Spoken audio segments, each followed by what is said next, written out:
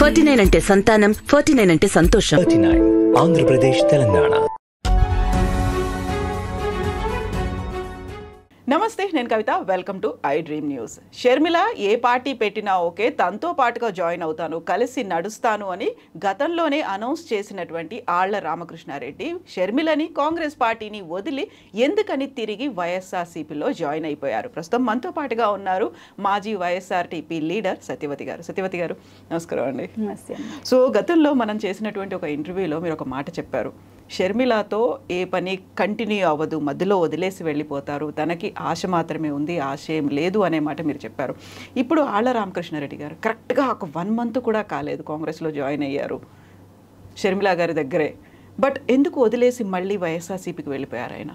ఆళ్ల రామకృష్ణ గారు ఆ రోజు వైఎస్ఆర్సీపీని వదిలి కాంగ్రెస్ పార్టీలో చేరడం రోజే మేము అనుకున్నామండి ఆయన ఒక చారిత్రక తప్పిదం చేస్తున్నాడు అనేది అయితే భావించాం.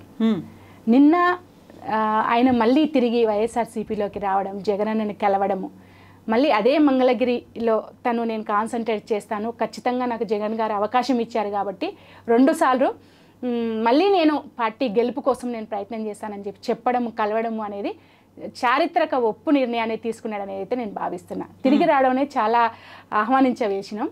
ఎందుకంటే మేము చెప్తూ వస్తున్నాం, ఎప్పుడైతే షర్మిల గారు తెలంగాణను వదిలేసి ఆంధ్రప్రదేశ్కి వెళ్ళారో ఇక్కడ షర్మిలక్క చేసినటువంటి మోసం, ఆమె నియంత పోకడలు, అదేవిధంగా ఆమెకు ప్రజల మీద ఏమాత్రం ప్రేమ లేదనే అంశం కావచ్చు, కార్యకర్తలని నాయకుల్ని ఉపయోగించుకొని వాళ్ళ నడి రోడ్డు మీద వదిలేసే పరిస్థితి కావచ్చు, మేము కూలంకషంగా డే 1 నుంచి చెప్తున్నాం. అది రామకృష్ణ గారికి పోయిన నెల రోజుల్లోనే అర్థం కావడం అనేది చాలా హ్యాపీ అంశము. ఎందుకంటే మీరు చూడండి, జగన్మోహన్ రెడ్డికి సంబంధించినటువంటి పరిపాలనలో ప్రజలందరూ చాలా హ్యాపీగా ఉన్నామని చెప్తున్నారు. అక్కడ ఉన్న వాళ్ళు పేదవాళ్ళు కావచ్చు, మధ్యతరగతి వాళ్ళు కావచ్చు, లేదంటే రోజువారీ కూలి చేసుకునే వాళ్ళు కావచ్చు, ఉద్యోగస్తులు కావచ్చు, అన్ని రంగాల వాళ్ళు మేము హ్యాపీగా ఉన్నామని చెప్తున్నారు. అయితే ఇక్కడ మనం అర్థం చేసుకోవాల్సిందే, పేద ప్రజల ప్రయోజనాలు, బడుగు బలహీన వర్గాల ప్రయోజనాలు అనేవి ఈ తోడేళ్ల గుంపుకు అవసరం లేదండి. వాళ్ళ పబ్బం గడవాలి. జగన్మోహన్ రెడ్డి అనే అతను అధికారంలో ఉంటే వీళ్ళకి ప్రయోజనం జరుగుతుంది. మాకే ప్రయోజనాలు లేవుగా. మా ప్రయోజనాలు నెరవేరాలి అంటే జగన్మోహన్ రెడ్డి దిగిపోవాలి. కాబట్టి చాలా తప్పుడు ప్రచారాలు చేస్తున్నారు, తప్పుడు నిందలేస్తున్నారు. అందులో షర్మిలను కూడా పావుగా వాడుకొని ఈరోజు వాళ్ళకున్నటువంటి పచ్చ ఎజెండా ఏదైతే ఉందో దాన్ని ఫిల్ చేసుకోవడానికి రామకృష్ణారెడ్డి గారు కూడా గాలం వేయడం జరిగినట్టుంది. ఆయన ఆ నిర్ణయం తీసుకున్నాడు. సరే, ఈ 1 monthలోనైనా సరే ఆయనకు అర్థమైపోయి తిరిగి రావడం అనేది చాలా హర్షించేదగ్గ విషయం మేడం. ఎందుకంటే ఒక రాజకీయ నాయకుడిగా ఒక్కసారి మనం తప్పు చేస్తే దాన్ని ఫిల్ చేసుకోవడానికి చాలా సంవత్సరాలు పడుతుంది. కానీ నెల రోజుల్లోనే తిరిగి వచ్చి జగనన్నని అర్థం చేసుకొని, జగనన్న పరిపాలనని అర్థం చేసుకొని, షర్మిలక్క నియంతృత్వాన్ని అర్థం చేసుకొని, షర్మిలక్క కింద ఉన్నటువంటి ఆ ముఠా ఏదైతే ఉందో వాళ్ళని కూడా అర్థం చేసుకొని బయటికి రావడం అనేది అయితే చాలా గొప్ప విషయంగా భావిస్తున్నాను. సో మీరు అనుకున్నారా ఆయన ఎక్కువ కాలం అక్కడ ఉండరు పార్టీలోనే, ఆయన జాయిన్ అయిన టైంలోనే అనిపించిందా? అనుకున్నాం మేడం, ఖచ్చితంగా అనుకున్నాము. ఎందుకనంటే ఆ స్థాయిలో పనిచేసిన వ్యక్తికి ఈజీగా అక్కడ ఉన్నటువంటి విషయాలు అర్థం అవ్వకుండా ఉండవు, అర్థం అవుతాయి. అర్థమైనాయి కాబట్టి ఆయన తిరిగి మళ్ళీ జగనన్న గూటికి చేరుకోవడం అనేది చాలా గొప్ప విషయం. కరెక్ట్గా ఒక 1 month కూడా అవ్వలేదు. ఈలోపే తను చేసినటువంటి కార్యక్రమాలు కావచ్చు, చేసిన ప్రసంగాలు, వీటన్నిటిది ఆ సారం ఏంటి అనేది తెలుసుకున్నారైనా? వాస్తవం మేడం. ఎందుకంటే మీరు చూడండి, 1 month నుంచి కూడా షర్మిలక్క ఆంధ్ర రాష్ట్ర ప్రయోజనాలు కానీ, లేకపోతే ఆంధ్రప్రదేశ్లో జరుగుతున్నటువంటి అభివృద్ధి కానీ, లేదంటే ఇంకేదైనా కాంగ్రెస్ పార్టీ కొత్తగా చేసేదనే అంశాలు కానీ ఏవి మాట్లాడట్లేదు. మాట్లాడుతున్న అంశం అంతా కూడా జగన్మోహన్ రెడ్డి దిగిపోవాలి, జగన్మోహన్ రెడ్డి అది, జగన్మోహన్ రెడ్డి ఇది, మాకు ఇట్లా అన్యాయం జరిగింది అనేది మాట్లాడుతుంది. ముఖ్యంగా చంద్రబాబు నాయుడు, పవన్ కళ్యాణ్ ఏదైతే గతం నుంచి మాట్లాడుకుంటూ వచ్చారో వాళ్ళ మాటలకి వాళ్ళ ప్రజల్లో నుంచి ఎలాంటి స్పందన లేదు. వాళ్ళు ఎంత తప్పుడు విషయాలు చెప్పినా, వాళ్ళు ఎంత జగనన్న మీద కావాలని కక్షపూరితంగా మాట్లాడినా, వాళ్ళ పరిపాలనని చూసిర్రు, జగనన్న పరిపాలనను కూడా కంపేర్ చేసుకున్నారు కాబట్టి పబ్లిక్ వాళ్ళు ఎవరిని నమ్మలేదు. ఇక మమ్మల్ని నమ్మట్లేరు, మాకు నూకలు చెల్లాయి కాబట్టి ఫలానా క్యారెక్టర్ని మనం తీసుకొచ్చి ఇక్కడ పెట్టగలిగితే కనుక మనం సక్సెస్ అవుతామని చెప్పేసి అనుకున్నారు. మీరు ఎట్టి పరిస్థితుల్లో సక్సెస్ కాలేరు అనేది ఆళ్ల రామకృష్ణారెడ్డి గారు వచ్చి జాయిన్ అవ్వడంతో పబ్లిక్ అర్థమైందని అయితే నేను భావిస్తున్నాను. ఇది ఒక మంచి శుభ పరిణామం, మంచి నిర్ణయం తీసుకున్నారు సార్ మీరు. నిజంగా మేము మిమ్మల్ని హర్షిస్తున్నాం. ఒక నెల రోజులలోనే ఆ పచ్చ తోడేళ్ళు కావచ్చు, ఆ తోడేళ్లకు తోడైనటువంటి షర్మిలక్క నియంతృత్వాన్ని కూడా మీరు అర్థం చేసుకోవడం అనేది చాలా గొప్ప విషయం. ఎందుకలా మీరు ఒక మాట చెప్తున్నారు, తోడేళ్లకు తోడయింది షర్మిలక్క అనేది, ఒక నియంతృత్వం అనేది మీరు ఇంతకాలం తనతో జర్నీ చేసినప్పుడు చూసారా, లేకుంటే తన స్వభావమా, ఏమనిపించింది? ఎందుకలా ఇప్పుడు తెలంగాణకు కాదు కనీసం ఏపీ కన్నా సెట్ అవుతుందేమో అని అనుకున్నప్పుడు ఏపీకి కూడా సెట్ అవ్వదని అనుకుంటున్నారు? ఎట్లా అవుతుంది మేడం చెప్పండి మీరు. ఇప్పుడు వాస్తవంగా మొత్తం ఈ 5 ఏళ్ల కాలంలో మనం చూస్తే కనుక 5 ఏళ్లలో రెండు సంవత్సరాలు కరోనానే వచ్చింది మేడం. మిగిలిన 3 ఏళ్ళే పరిపాలించుకోవడానికి అవకాశం ఉన్నటువంటి అభివృద్ధి మీద కానీ మిగతా వాటి మీద కానీ కాన్సన్ట్రేట్ చేయడానికి. ఈ 3 ఏళ్ల సమయంలోనే 30 సంవత్సరాలకు సంబంధించినటువంటి 30 ఏళ్లలో చంద్రబాబు నాయుడు చేయని పరిపాలనని 3 ఏళ్లలో జగన్మోహన్ రెడ్డి గారు చూపించారు. కాబట్టి ఇదే జగన్మోహన్ రెడ్డి గారి పరిపాలన ఇంకో 5 ఏళ్ళు 10 ఏళ్ళు ఉంటే ఇక వాళ్ళు నామరూపాలు లేకుండా పోతారు కదా మేడం. అవునా కదా? ఇది పబ్లిక్కి చాలా దగ్గర అయినప్పుడు, విద్య, వైద్యం, ఉపాధి, అదేవిధంగా అన్ని రకాల వసతులు వాళ్ళకి దగ్గరగా అయినప్పుడు 30 ఏళ్ళు 40 ఏళ్ళ రాజకీయ ఇండస్ట్రీ అని చెప్పేసి చెప్పుకుంటున్న వాళ్ళకి పుట్టగతులు ఉండవు. కాబట్టి వాళ్ళకి కొత్త క్యారెక్టర్స్ కావాలి, కొత్త మాటలు కావాలి, ప్రజల్ని అట్రాక్ట్ చేయడానికి కొత్త పర్సన్స్ అయితే ఏమన్నా మా ప్రయోజనాలు ఏమైనా నెరవేరుతాయి అని చెప్పేసి అనుకున్నారు. కానీ జగన్ అన్న ముందు ఎవ్వరు వచ్చినా దిగదుడిపే అనేది స్పష్టమవుతుంది. సో రాజన్న రాజ్యం దిశగా ఒక పాలన ఉండాలి, అందుకోసం నేను కృషి చేస్తాను అనేది షర్మిల మాట. అదే తెలంగాణలో చెప్పారు, ఇప్పుడు ఆంధ్రాలో కూడా అదే మాట చెప్తున్నారు తను. మేడం తెలంగాణలో ఏం చేసింది మేడం? రాజన్న రాజ్యానికి ఒకవేళ ఆమె నిలబడితే ఇక్కడ డోకా ఏమొచ్చింది?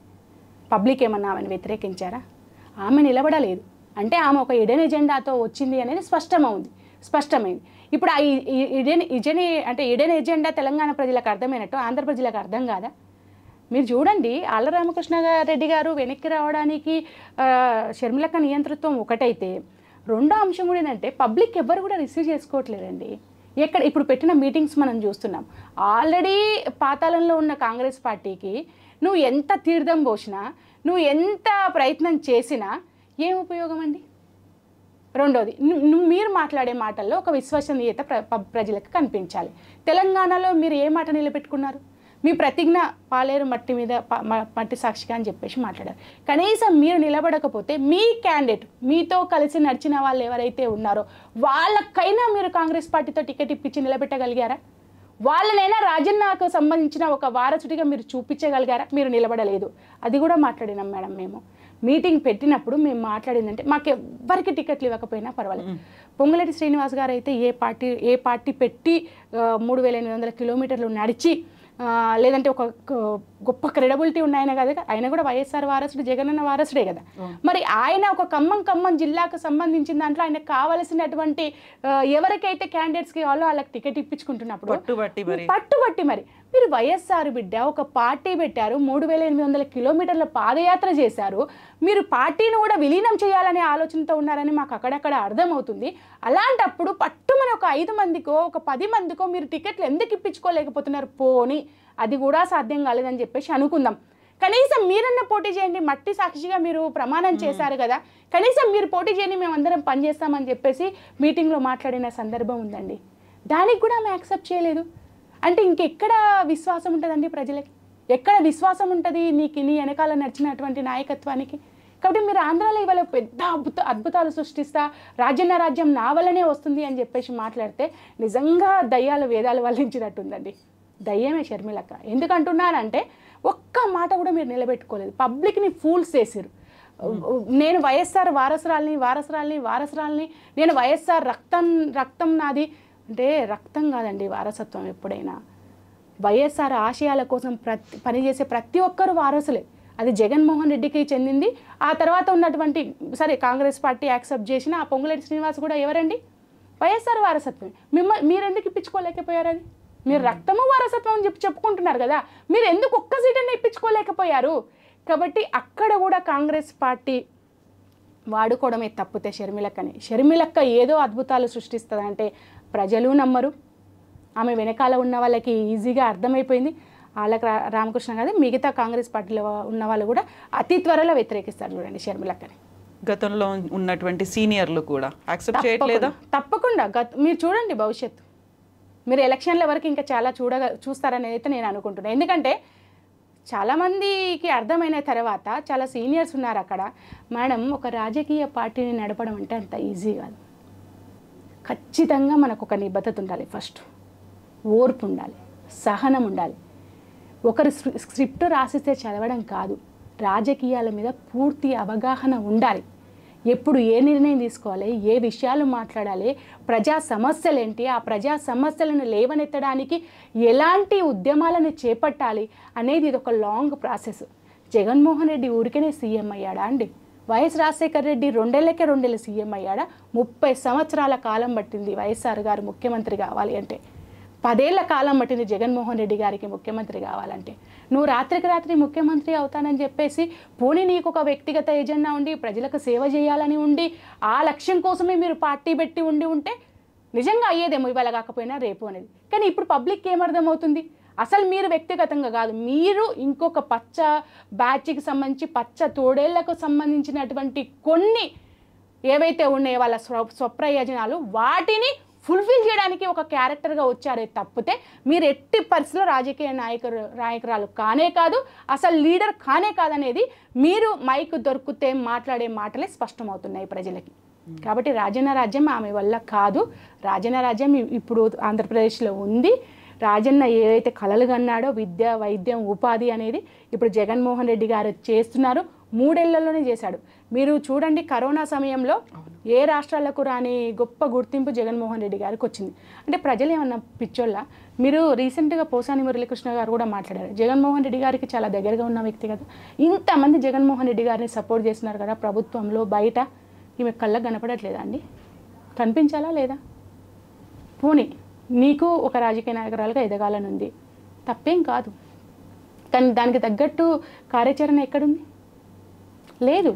కాబట్టి కంప్లీట్గా ఫెయిల్ అవుతుంది షర్మిలక్కని అయితే నేను చెప్పదలుచుకున్నాను.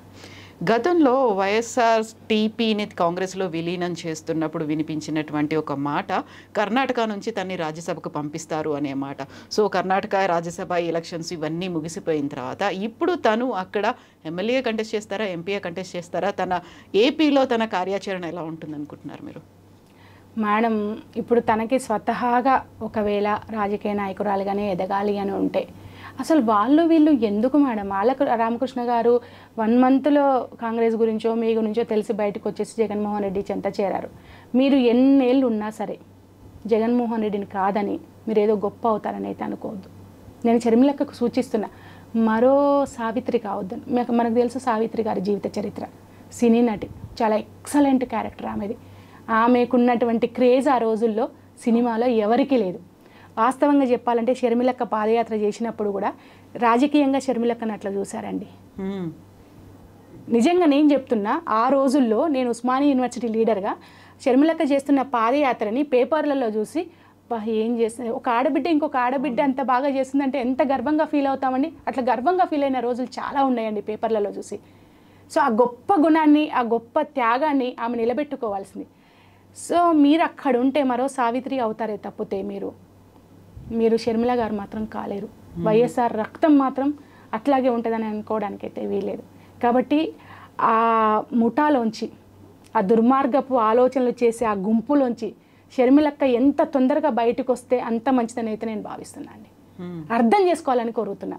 నేను సావిత్రి గారి ఎగ్జాంపుల్ వాడుతున్నాను అంటే నీ చుట్టూ ఉన్నటువంటి కోటరీ, మీకున్నటువంటి ఆ ఇమేజ్ ఏదైతే ఉందో అది కూడా జగన్మోహన్ రెడ్డి గారి వల్లనే వచ్చింది. ఆ ఇమేజ్ కూడా మీరు సొంతంగా నడిచి ఉండొచ్చు, కానీ మీ నడకకి ప్రతి అడుగులో కూడా ఆయన శ్రమ ఎంత ఉందో మొత్తం ఆంధ్ర రాష్ట్ర ప్రజలకి, తెలంగాణ ప్రజలకి, యావత్ వైఎస్ఆర్ గారి అభిమానులందరికీ తెలుసండి.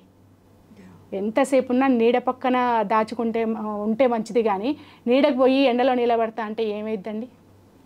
కాబట్టి షర్మిలక్క ఆ పరిస్థితులలో ఉంది. మీరు కూడా అత్యంత త్వరగా ఆ కుట్రల్ని అవన్నిటినీ అర్థం చేసుకొని బయటకు వచ్చి జగనన్న చెంత చేరి ఉన్న క్రేజ్ని నిలబెట్టుకుంటే మంచిదనేది నేను భావిస్తాను. గతంలో మీరు ఒక మాట అన్నారు, ఎవరైతే వైఎస్ఆర్ టీపీని వదిలి బయటకు వచ్చిన వాళ్ళంతా ఇప్పుడు షర్మిలకి వ్యతిరేకంగా ఏపీలో ప్రచారం చేస్తామనేది. Still you feel that? మీకు ఇంకా అప్పటికే అదే ఉందా? అసలు అందరూ ఇప్పుడు మా టీంలో ఉన్న వాళ్ళందరూ అదే అంటున్నారండి, అక్క ఎప్పుడు వెళ్దాం అని చెప్పేసి అంటున్నారు. బహుశా ఇట్లనే ఉంటాయి షర్మిలక్క అంటే ఖచ్చితంగా నేను నియంత అనే మాట అసలు ఏ రకంగా కూడా వాడకూడదు. నేను నియంతను దింపుతాను, లేదంటే ఖచ్చితంగా జగన్మోహన్ రెడ్డి దిగిపోయే వరకు నేను ఉద్యమిస్తాను అని చెప్పేసి ఆ రోజు మీరు ఇచ్చినటువంటి హామీలను మీరే తుంగలో దొక్కుతూ మీరే ఇచ్చారు కదా ప్రచారంలోకి పోయి మాట్లాడి వ్యక్తిగతంగా జగనన్నను తీసుకొని ఇట్లాంటి పోగొడలని మళ్ళీ ఆమె కొనసాగిస్తే మాత్రం ఖచ్చితంగా మేము వెళ్తాం మేడం. ఎందుకంటే ఇప్పుడు ఆళ్ళ రామకృష్ణ లాంటి వాళ్ళు అర్థం చేసుకొని బయటకు వచ్చారు మేడం. కానీ ఆంధ్ర పబ్లిక్కి తెలియవు కదా కొన్ని విషయాలు. కొంతమంది నమ్మే వాళ్ళు ఉంటారు కదా వైఎస్ఆర్ బిడ్డ అని. అది నమ్మకుండా మోసపోకుండా ఉండడానికి మా కర్తవ్యం అది. మేము వెళ్ళి మాట్లాడడం అనేది, వాళ్ళని ఎడ్యుకేట్ చేయడం అనేది, చెప్పడం అనేది మా కర్తవ్యం. నిజంగా షర్మిలకు ఒక్కతే ఇండిపెండెంట్గా పోయి ఒక దగ్గర ఏదైనా పోటీ చేస్తే మేము సపోర్ట్ చేసేవాళ్ళం మేము. కానీ వేరే వాళ్ళ ప్రయోజనాలని వాళ్లకు మంచి చేయడం కోసం, అంటే కొంతమంది వ్యక్తుల ప్రయోజనాలను కాపాడడం కోసము మీరు పావుగా వాడబడుతున్నారు. కాబట్టి ఖచ్చితంగా మేము షర్మిలక్కకు వ్యతిరేకంగా ప్రచారం చేస్తాము. కాబట్టి ఆమె మారాలి, ఆమె మాట తీరు మారాలి, ఆమె చేసే దుందుడుకు చర్యలు ఏవైతే ఉన్నాయో అవి ఖచ్చితంగా వెనక్కి తీసుకోవాలని అయితే మేము డిమాండ్ చేస్తాం. ఎస్ సత్య గారు, థ్యాంక్ యూ సో మచ్ అండి. Thank you.